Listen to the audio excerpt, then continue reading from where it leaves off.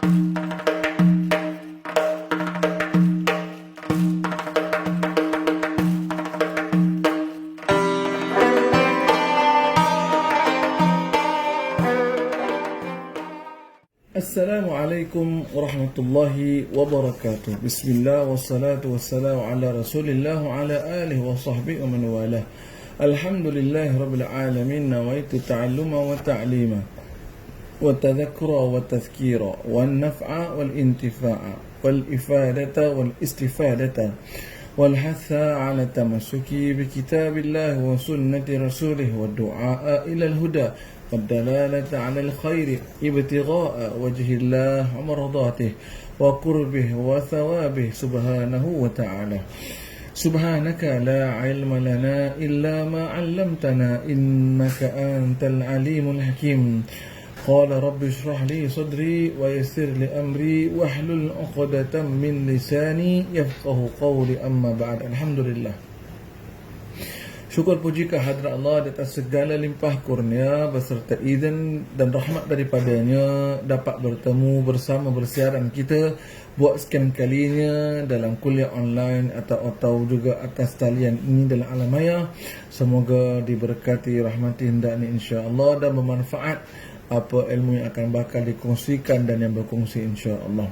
Hadirin kasih Allah Subhanahu Wa Taala, menyingkap daripada apa yang pernah kita kongsikan pada minggu yang sudah mengenai terbahagi masyarakat kita secara umum kepada tiga golongan di dalam mengenai seputar tentang yang terkait hubung tentang ibadah solat. Yang dah kita katakan pada minggu yang sudah, itulah dia yang pertama, golongan yang mendirikan solat. Golongan kedua adalah golongan yang tak mendirikan solat, dan golongan ketiga ialah golongan yang terkadang kalanya solat dan ada kalanya pula tidak menunaikan dan mendirikan ibadah solat. Kita dah pun pergi kepada golongan pertama, itulah dia golongan yang mendirikan solat dan apa permasalahan yang terkait hubung seputar mengenai tentang orang yang solat. Seperti mana minggu yang sudah kita dah pun melontarkan satu soalan mungkin datang daripada para hadirin penonton sekalian. Ustaz, kalau dah solat, apa lagi yang ada masalah jadi masalahnya? Yang penting solatlah. Hadirin penonton sekalian, sudah kita kupaskan beberapa perkara mengenai tentang orang mendirikan solat. Antaranya mendirikan solat tanpa mengetahui apa tujuan matlamat, mendirikan solat tapi solatnya sama seperti mana solatnya dulu waktu awal kecilnya, mendirikan solat tetapi dengan keadaan lalai, leka dan alpa, mendirikan solat tetapi dikatakan bahawa hanya sekadar melakukan sebagai satu perintah dan bukan kerana atas dasar kecintaan dan juga kerana merasa diri hamba pada Yang Maha Esa. Mendirikan solat tetapi berbagai macam penambahan-penambahan yang dilakukan dalam ibadah solat tersebut. Dan antara juga mendirikan solat tanpa dengan wuduk yang sebetul-betul dan sebenarnya. Dan juga ada yang mendirikan solat tetapi solatnya sama seperti dulu hingga sampai sekarang ini, seperti mana seawal dulu waktu ketika mana dia mula belajar tentang solat. Nah, inilah dia seputar yang berkait hubung dengan orang-orang yang mendirikan ataupun masalah orang-orang mendirikan ibadah solat. Kita sambung sikit lagi. Di antara golongan yang lain ialah golongan orang-orang yang merasakan yakin dalam ibadah solatnya dan bersungguh-sungguh solatnya dengan seyakin-yakinnya, tetapi tidak seperti apa yang diperintahkannya. Begitu yakin dengan apa yang dilakukan, apa yang dilaksanakan, tetapi rupa-rupanya tidak seperti sebenarnya apa yang diperintahkan. Hadirin Allah sekalian, pernah satu ketika saya melihat ada di kalangan masyarakat kita yang solatnya ketika mana takbiratul ihram dia Allah. Nah, mungkin ada yang juga pernah melihat ada yang pernah menyaksikan di masjid ataupun di surau dan sebagainya. Maaf kata kalau saya katakan solat ni itu ibarat membuka silat ataupun membuka bunga silat, ataupun membuka kita katakan pola langkah untuk bersilat, ya.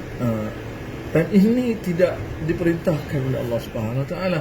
Dan bagaimana dan dari mana sumber yang didapatkan dalam melakukan perkara demikian rupa. Nah, inilah dia Allah masalah dalam orang yang mendirikan ibadah solat tersebut. Dan golongan yang ke-9 merasakan tidak memerlukan kekhusyukan di dalam solatnya. Hanya sekadar melakukan ibadah itu kerana sudah perintah Allah Ta'ala. Melakukan ibadah solat kerana memang sudah menjadi sebagai satu syariat agama Allah Subhanahu Wa Taala. Ataupun dikatakan solat itu hanya raganya semata, fizikalnya sahaja, tanpa diiringi dengan roh ataupun dengan jiwanya. Nah, ini juga ada hati kasih Allah Subhanahu Wa Taala sekalian. Dan perkara ini kita dapat lihat lagi orang yang sedemikian rupa apabila memang solatnya memang tidak ada kekhusyukan langsung, dan apabila pula kalau pada satu masa itu terasa dan merasakan untuk nak membuang air sebagainya, mohon kemaafannya, lagilah tumpuan perhatiannya itu sudah lebih fokus kepada pembuangan air yang nak dibuangnya, sama ada air ke angin ke, yang ditahan sehabis-habisnya, ditahan sekehendak dan sekuat-kuatnya, supaya tidak terlepas atau terkeluar kerana masih lagi nak teruskan ibadah solat. Jadi hadirin kasih Allah SWT, di sinilah yang kita katakan permasalahan-permasalahan yang terkait dengan orang-orang yang sudah mendirikan solat tapi begitu solatnya. Dan hadirin Allah sekalian, golongan yang ke-10 adalah golongan orang-orang yang mendirikan ibadah solat tapi atas dasar kerana keduniaan.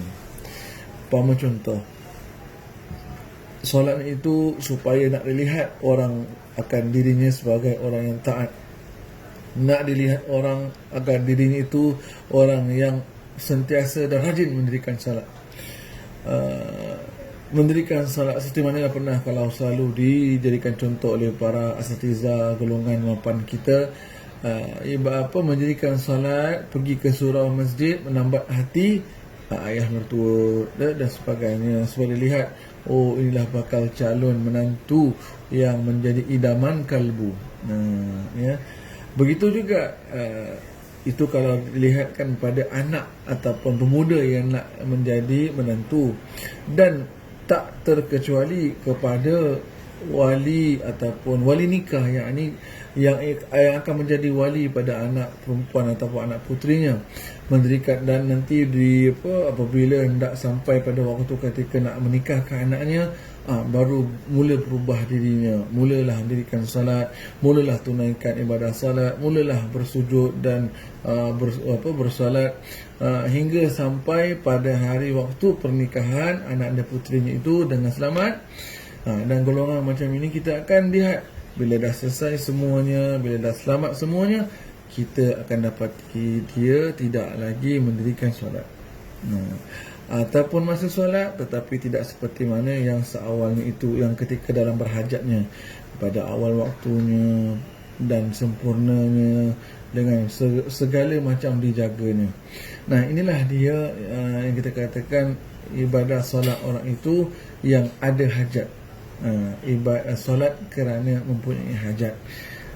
Maka hadirin kasih Allah Subhanahu Wa Taala, jikalau kita amati dan kita lihat 10 perkara yang terkait dengan golongan orang-orang yang solat itu ada masalah, kalau tak diamati benar-benar, kita pun tak rasa itu satu masalah.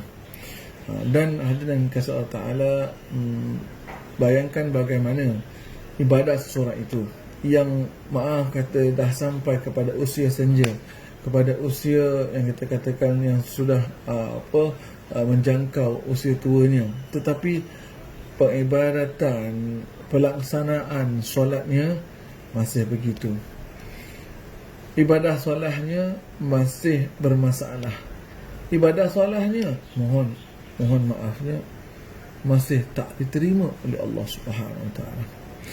Maaf kata juga andai dapat saya gunakan peringatan ini, kubur dah kata mari, rumah dah kata pergi, tapi solat tak khusyuk-khusyuk lagi. Tapi solat masih bermasalah lagi. Tapi solat masih lagi tidak memahami apa arti solat itu lagi sebenarnya. Maka hadirin kasih Allah Subhanahu taala, golongan-golongan seperti begini ataupun perkara-perkara yang berkaitan yang dah kita sebutkan itu memerlukan kepada pengubatan ataupun penawar ataupun penyelesaian akan masalah tersebut. Tak lain dan tak bukan dengan mendirikan atau dengan belajar dan belajar dan belajar. Mungkin Ustaz, saya umur dah 60, mungkin ada yang mengatakan bukan, saya umur dah 70, dah macam ni cara solat saya, biarlah saya Ustaz dengan cara solat saya.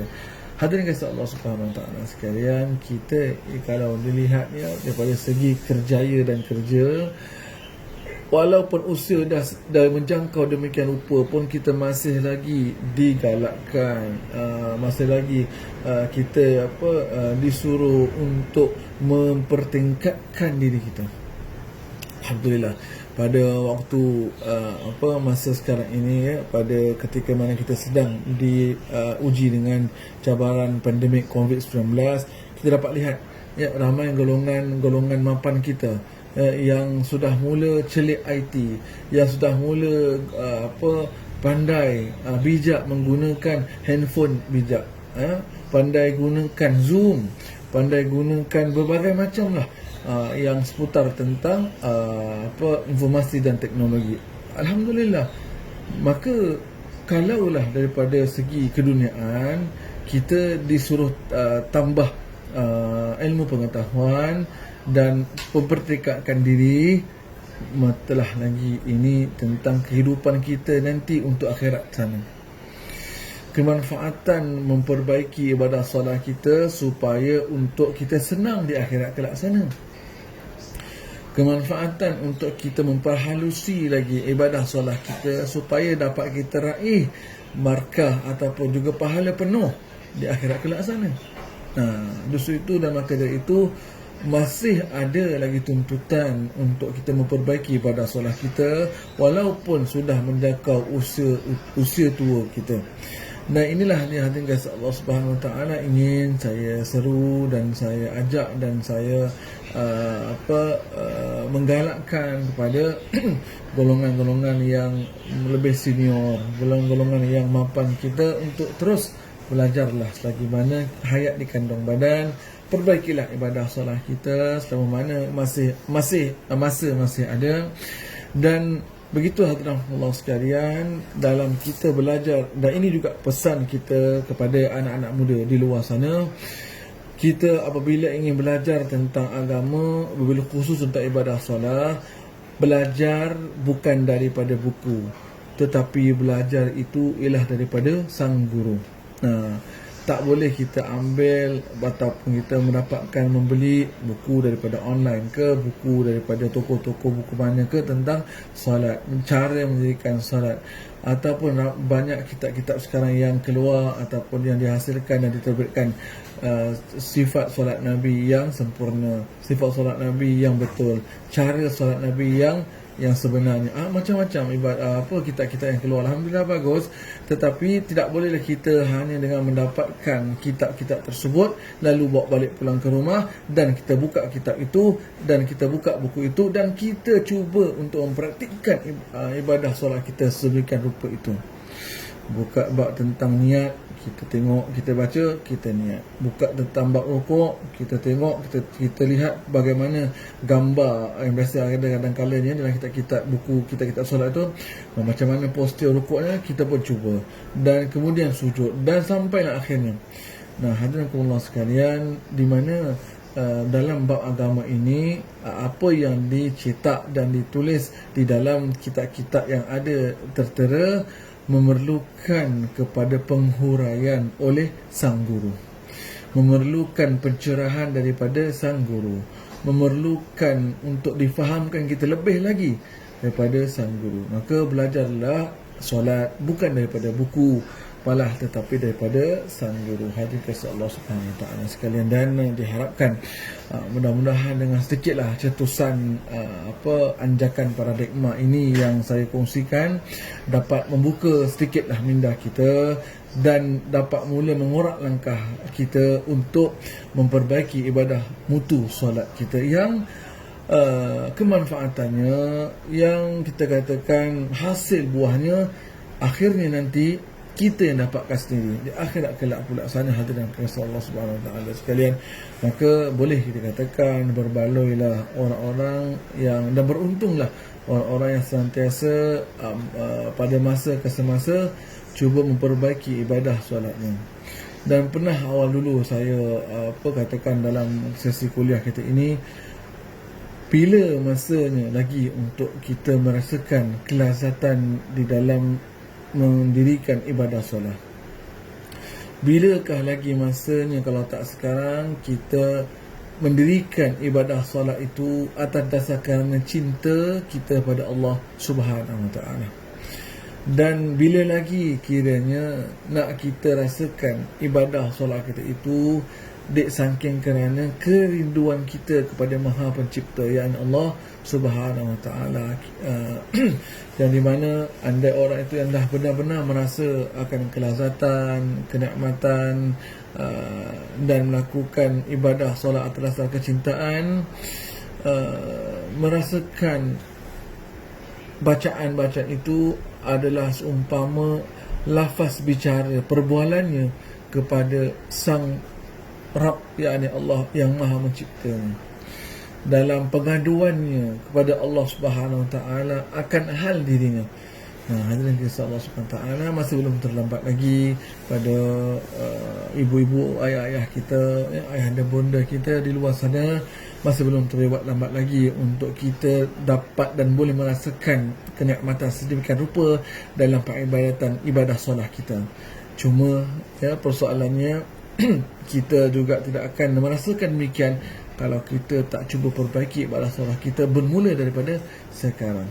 Dan mudah-mudahan saya doakan kepada ayah dan bunda kita di luar sana dan juga anak-anak muda kita, semoga Allah Subhanahu Wa Taala memberikan kita kekuatan di dalam memperbaiki ibadah solat kita, dan Allah Subhanahu Wa Taala memberikan kita, menganugerahkan pada kita kekhusyukan dalam ibadah solat kita, dan hingga kita merasakan benar sungguh solat bererti rehat, merasa rehat dalam solat kita, merasa tenang dalam solat kita, merasa aman dalam solat kita, insya-Allah sebagai orang yang beriman dengan izin Allah Subhanahu Wa Taala sekalian. Hadirin kasih Allah Subhanahu Wa Taala, jadi di sini juga kita akan nampak lihat, saya kongsikan sikit lebih kurangnya golongan orang yang demikian yang mempunyai masalah dalam ibadah solatnya.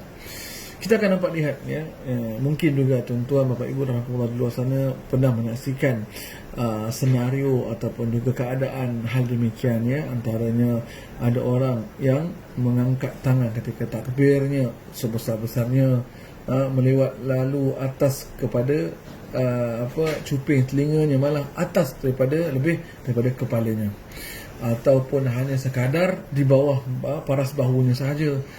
Dan kemudiannya ada yang pula kadang merapatkan kaki serapat-rapatnya, ada pula yang sampai hingga mengangkang, mohon kemaafannya, membuka kaki mengangkang sebesar-besarnya, dan berbagai macam cara kita melihatnya. Dan juga yang seperti mana Rasulullah SAW pernah bersabda, janganlah kamu solat seperti sang unta, di mana apabila ketika posture daripada berdiri nak masuk kepada ataupun berpindah kepada sujud, yang Rasulullah pernah mengatakan jangan kamu duduk sujud seperti sang unta. Macam mana itu hadirin Allah sekalian?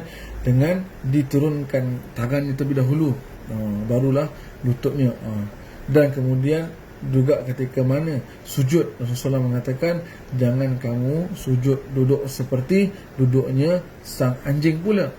Subhanallah, satu perumpamaan yang kita katakan yang agak berat sebenarnya Rasulullah SAW, tetapi begitulah Rasulullah SAW nak membezakan solat kita itu hinggakan tidak tidak seperti halnya duduknya akan seekor haiwan ataupun perkara-perkara yang lain, ya, dan sebagainya, atas dasar ataupun untuk tujuan matlamat supaya sempurna dalam ibadah solat kita. Nah, hadirin kasih Allah Subhanahu Wa Taala, yang mana juga Rasulullah banyak mengingatkan kita dan menegur para sahabat-sahabat Allah Taala ajma'in dalam ibadah solat mereka, tak lain tak bukan kerana supaya untuk lebih sempurna dalam ibadah solatnya, kerana ibadah solat merupakan ibaduddin, tiang agama yang pernah kita kupaskan pada satu ketika masa dahulu, di mana solat ini akan bakal ditanya yang pertama-tama oleh Allah Ta'ala di akhirat kelak pula sana. Jadi bayangkan hadirin Allah sekalian, kalau andainya cara, mutu ibadah kita tidak menepati seperti apa yang diperintahnya, bagaimana Allah Ta'ala nak menerimanya, dan macam mana solat itu boleh nanti menjamin kita untuk masuk ke syurga Allah Subhanahu Wa Taala. Sudah pastilah hadirin sekalian, inilah dia kesukaran, kepayahan, kesusahan yang kita tak nak lagi berada ataupun akan bakal kita hadapi nanti di akhirat kelak sana. Semuanya biarlah di sini dan di alam barzakh sana sebagai tempat rehat kita, dan di alam akhirat nanti tempat untuk kita mendapatkan akan buah hasil dan ganjarannya, insya-Allah. Rabbi ja'alni muqimas salah, ya Allah jadikan kami daripada golongan orang mendikan salat, min dzurriyyatina ya Allah, dan di kalangan keluarga dan juga ahli keluarga kami serta anak cucu kami, ya Allah. Rabbana taqabbal doa, ya Allah, maka dari itu mohon kami agar dikabulkan segala hajat doa kami. Allahumma ya Allah, sempurnakan ibadah solat kami. Allahumma ya Allah, pertemukanlah kami dengan guru-guru, dengan pembimbing-pembimbing yang dapat membimbing dan memimpin dan menunjukkan cara ibadah solat kita dengan sesempurnanya, dengan sebenar-benarnya, hingga sampai kita benar merasakan kenikmatan, mencintai kenikmatan, merasakan kelazatan dalam dan juga ketenangan dan keamanan dalam mendirikan ibadah solat, insya-Allah. Amin. Amin ya rabbal alamin. Sampai sini dahulu, insya-Allah sekalian, yang mana insya-Allah pada minggu hadapan kita akan pergi kepada golongan kedua, setelah dia golongan orang yang tak solat pula. Nah, apakah alasan mereka, apakah sebab mereka hinggakan mereka tak mendirikan solat. Dan sampai sini saja dahulu insya-Allah pertemuan kita. Terima kasih atas segala perhatian, mohon kemaafan atas segala kekurangan dan kesilapan. Aqulu qouli hadza, astaghfirullah. Wassalamualaikum warahmatullahi wabarakatuh.